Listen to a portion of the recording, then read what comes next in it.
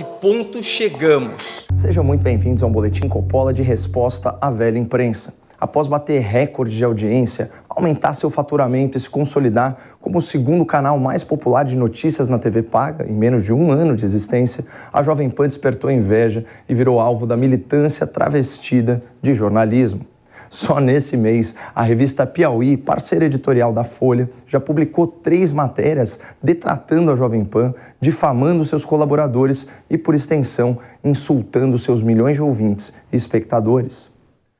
Por menor que seja o alcance e a relevância da revista, as acusações são graves e precisam ser endereçadas.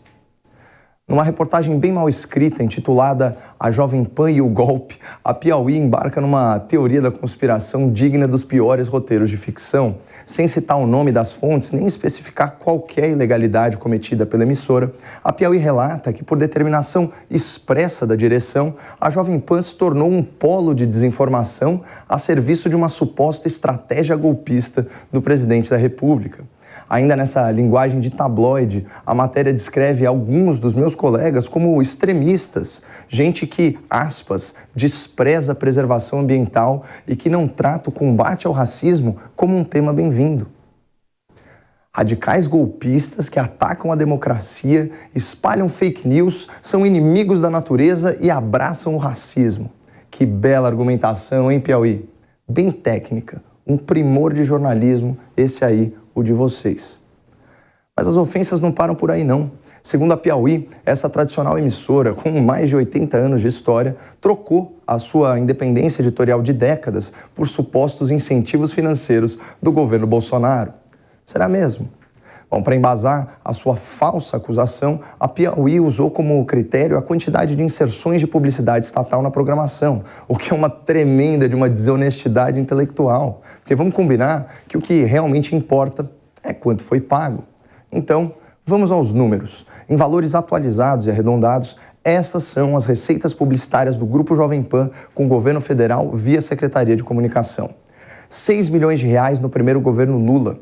8 milhões de reais no segundo governo Lula, 7 milhões e meio no primeiro governo Dilma, 8 milhões de reais no governo Dilma Temer e, finalmente, 4 milhões e meio de reais no governo Bolsonaro.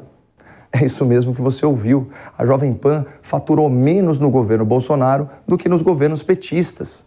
Nas palavras do próprio Tutinha, consagrado radialista e sócio aqui da emissora, a gente não é bolsonarista, a gente é uma emissora que fala a verdade. E olha só, a gente nem precisa receber para isso.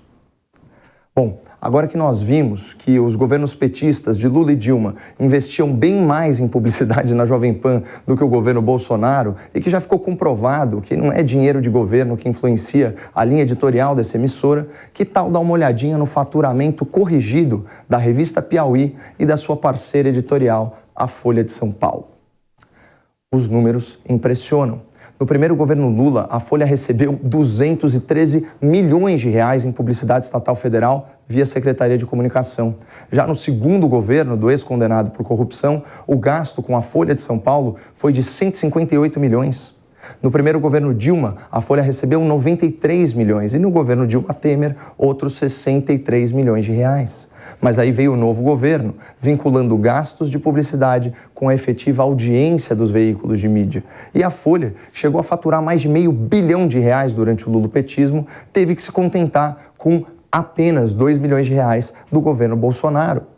Fica a pergunta: será que essa ligeira queda de faturamento com publicidade estatal federal está influenciando a linha editorial da Folha de São Paulo na hora de escrever sobre o atual presidente da República? O caso da revista Piauí é ainda mais peculiar. A publicação foi fundada pelo senhor João Moreira Salles, um dos herdeiros do Banco Itaú e que, segundo a revista Forbes, tem um patrimônio líquido estimado em cerca de 10 bilhões de reais. Mas vejam que curioso, mesmo com um dono tão abonado e apesar de ter pouquíssimos leitores, a revista Piauí contou com um empurrãozinho dos governos petistas e chegou a receber mais de 9 milhões de reais da Secom nos governos Lula e Dilma. Contudo, essa ajuda privilegiada ao jornalismo independente da Piauí foi interrompida no governo Temer e, algum tempo depois, a revista desistiu de tentar ganhar dinheiro e declarou que não tem mais fins lucrativos.